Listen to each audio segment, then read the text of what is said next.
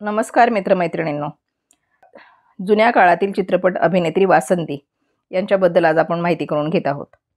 1917मध्ये Baburao painter यांनी कोल्हापूरला Maharashtra film कंपनीची स्थापना केली. त्या कंपनीला वासंतीच्या मावशी तानीबाई कागलकर यांनी अर्थसहाय्य केलं होतं. तानीबाईचा विवाह कोल्हापूरच्या महाराजांच्या भावाशी झाला होता. त्या उस्ताद अल्लादिया खान साहेबांच्या ज्येष्ठ शिष्या होत्या. उत्कृष्ट शास्त्रीय गायिका असल्या तरी राजघराण्याशी संबंधित असल्याने त्या गायनाचे कार्यक्रम कधीच करत नसत. वासंतीबाईंचे वडील विनायकराव घोरपडे वकील होते. सर्व घोरपडे मंडळी महाराष्ट्र फिल्म कंपनीच्या आवारात एका प्रशस्त बंगल्यात राहत होती. त्या बंगल्यात त्या काळी चित्रणही होत असे. 1922मध्ये जन्मलेल्या वासंतीला पाळण्यात असताना बाबूराव पेंटर यांनी त्यांच्या कृष्णजन्म व मुरलीवाला या मूकपटात बालकृष्ण बनवलं होतं आणि तेव्हापासूनच वासंतीचा अभिनयाचा प्रवास सुरू झाला होता. 1 जून 1929 रोजी विष्णुपंत दामले, व्ही शांताराम, केशवराव धायबर म्हणजेच वासंतीबाईंच्या आत्यांचे यजमान, शेख फत्तेलाल व सीतारामपंत कुलकर्णी यांनी प्रभात फिल्म कंपनीची स्थापना केली. 1932मध्ये अयोध्येचा राजा या बोलपटाच्या निर्मितीनंतर चांगला वीजपुरवठा, प्रशस्त जागा व अधिक सुखसोयींसाठी प्रभातने कोल्हापूर सोडून पुण्याला स्थलांतर केलं. वासंतीबाई या त्यांच्या मूकपटातून बोलपटातून छोट्या मोठ्या भूमिका करत असत. 1932 साली निघालेल्या माया मच्छिंद्रमध्ये श्रीलंपट व भित्र्या शंखनादाच्या कन्येची भूमिका वासंतीने केली होती. बजरबट्टू 1930 सालच्या मूकपटामध्ये वासंतीबाई होत्या. प्रभातच्या महात्मा, नंतरचं नाव धर्मात्मा, या चित्रपटाच्या निर्मितीच्या वेळी शांताराम बापूंनी वासंतीमधील कलागुण हेरून तिला रानू महाराच्या मुलीची, जाईची आव्हानात्मक भूमिका दिली.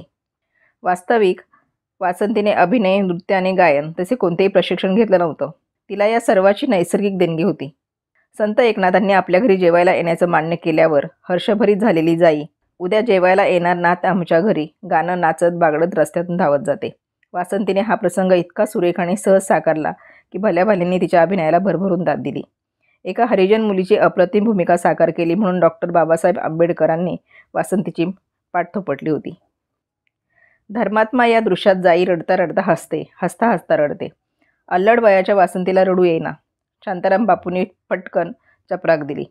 आश्चर्याने दुःखाने रडणारी जाई कॅमेऱ्याने केव्हा टिपली ते कळलंच नाही. ते दृश्य चित्रपटात फार प्रभावीपणे उतरलं आहे. धर्मात्मा पाठोपाठ अमरज्योती, दुर्गा खोटे यांच्यासह आलेला हा चित्रपट. अमरज्योतीमधील भूमिकेसाठी वासंती गौहर सुवर्ण पदकाची मानकरी ठरली. ही भूमिका खास वासंतीसाठी निर्माण केली होती. वासंतीने तिचे चीज केले. अमरज्योती या चित्रपटात दुर्गा खोट शोधत भिकारणीचं वेषांतर करून गात जाण्याचं दृश्य साकारताना वासंती तापाने फणफणली होती. पण काम म्हणजे काम, तिथे दया माया नाही, ही प्रभातची शिस्त होती. त्याही परिस्थितीत वासंतीने काम केलं आणि त्याची तारीफ झाली. रणजित स्टुडिओचा अछूत 1940 सालचा हा चित्रपट. हा सरदार चंदूलाल शाह यांनी दिग्दर्शित केलेला शेवटचा चित्रपट होता. यामध्ये राजकुमारी, सितारादेवी या पट्टीच्या गायिका असूनही वासंतीच्या वाट्याला 5 गाणी आली होती. खेमचंद प्रकाशने संगीतबद्ध केलेल्या दिवालीमधील बहुतेक गाणी वासंती आणि इंदुबालांनी गायली. वासंतीचे जलदीपक दिवाली आई हे गाणं खूप लोकप्रिय झालं. इसवी सन 1939मध्ये सर्वोत्तम बदामीच्या आपकी मर्जी चित्रपटात वासंती केकीच्या भूमिकेत होती. खुर्शीद यामध्ये दुय्यम नायिका होती. संगीतकार ज्ञानदत्त यांनी वासंतीकडून या चित्रपटात 3 गाणी गाऊन घेतली. प्रभातचा अमरज्योती हा व्हेनिसच्या आंतरराष्ट्रीय चित्रपट महोत्सवात पाठवला गेला होता. रणजित मुव्हीटोन या चित्रपट कंपनीचे चंदूलाल शाह हे गुणी माणसांचे पारखे होते. त्यांनी महिना 1500 रुपये पगारावर वासंतीला कंपनीत घेतलं. घोरपड्यांच्या दादर स्टेशनजवळच्या घरापासून हाकेच्या अंतरावर रणजित स्टुडिओ होता. संत तुलसीदास हा रणजितचा चित्रपट खूप लोकप्रिय झाला. त्या काळात मराठी चित्रपटसृष्टीची शर्ले टेम्पल असा किताबही वासंतीला मिळाला. जयपूर अत्रौली घराण्याचे गायक पंडित वामनराव साडोलीकर हे वासंतीच्या मोठ्या बहिणीचे यजमान. त्यांच्याकडून वासंतीबाईंना 5 वर्ष शास्त्रीय संगीताची तालीम मिळाली. ठुमरी व दादराची तालीम उस्ताद गम्मन खाकडून मिळाली. गळ्यात उपजतच सूरताल होते. त्यांना घराणेदार शिक्षणाचे कोंदण मिळाले. हे शिक्षण चालू असताना पुण्यातील भावे स्कूल ही शाळा अभ्यास हेही सुरूच होतं. अभिनयाबरोबरच सुगम गायनाचं क्षेत्रही वासंतीने काबीज केलं. घराजवळच ज्ञानदत्त राहत होते. त्यांनी काही गीतांना संगीत देऊन वासंतीच्या आवाजात रेकॉर्डिंग केले. मदन मोहन त्यावेळी तरुण होते. त्यांचं घरी येणं जाणं होतं. गम्मन खा साहेबांची तालीम चालू असताना ते लक्षपूर्वक ऐकत. कधी पेटी घेऊन आपल्या चाली ऐकवत. दत्ता रावजेकर, मास्टर कृष्णराव, खेमचंद प्रकाश, सुधीर फडके यांच्या संगीत दिग्दर्शनाखाली वासंतीची खूप गाणी रेकॉर्ड झाली. काही चित्रपटांच्या गाण्यात दुर्गा खोटे, शांता आपटे, विष्णुपंत पागनीस, खुर्शीद, कांतीलाल, सी रामचंद्र हे सहगायक कलाकार होते. कुंदनलाल सहगल, बेगम अख्तर यांनी वासंतीच्या गाण्याचं मनापासून कौतुक केलं. संत तुलसीदासमध्ये अ. शुक्ल यांनी लिहिलेली वासंतीची 5 गाणी होती. या चित्रपटाने ऑपेरा हाऊसमध्ये रजत जयंती साजरी केली. संगीत निर्देशन पागनीस व ज्ञानदत्त यांनी केले होते. याच्या ध्वनिमुद्रिकांची तडाखेबंद विक्री झाली होती. मराठी संत तुलसीदासमधील माझ्या मामाच्या घरी हे वासंती व राम मराठे यांनी गायलेले गाणं प्रचंड लोकप्रिय झालं. वासंतीने आपल्या 16 वर्षाच्या कारकिर्दीत जवळजवळ 200 गाणी गायली.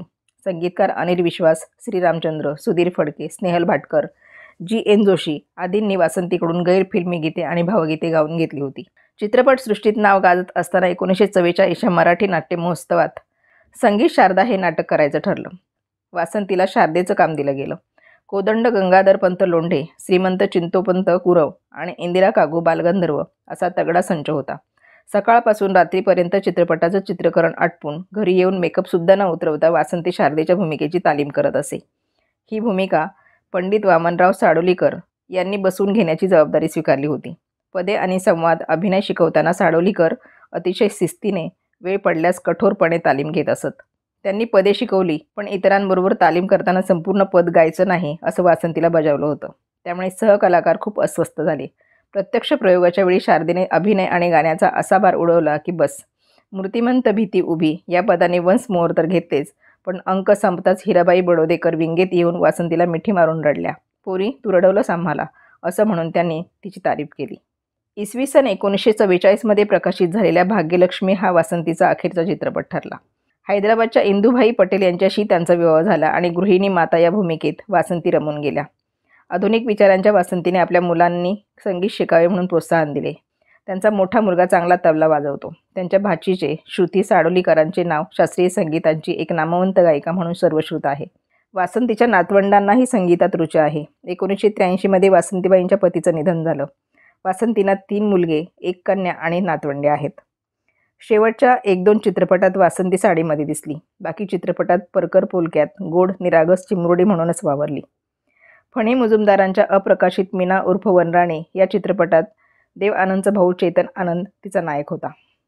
सिनेमाच्या रुपेरी पडद्यावर बेबी राणी म्हणजे नरगिस, बेबी मुमताज म्हणजे मधुबाला, बेबी नाज, डेझी इराणी अशा अनेक बालतारका चमकल्या. पण त्यात अभिनय, नृत्य आणि गायन या तिन्ही कलांची ईश्वरी देणगी लाभलेली फक्त एकच बालतारका होती, वासंती विनायकराव घोरपडे उर्फ वासंती इंदुभाई पटेल. वासंतीचे गाजलेले चित्रपट अमर ज्योती, अयोध्येचा राजा, आपकी मर्जी, कुंकू, कुर्बाने, कृष्णजन्म, संत तुलसीदास, सुखदुःख, दिवाली, पहिली मंगळागौर, बच्चों का खेल, भक्तराज, भाग्यलक्ष्मी, संत तुलसीदास, मुरलीवाला, मुसाफिर अनेक चित्रपट त्यांच्या नावावर आहेत. वासंती यांना भावपूर्ण श्रद्धांजली.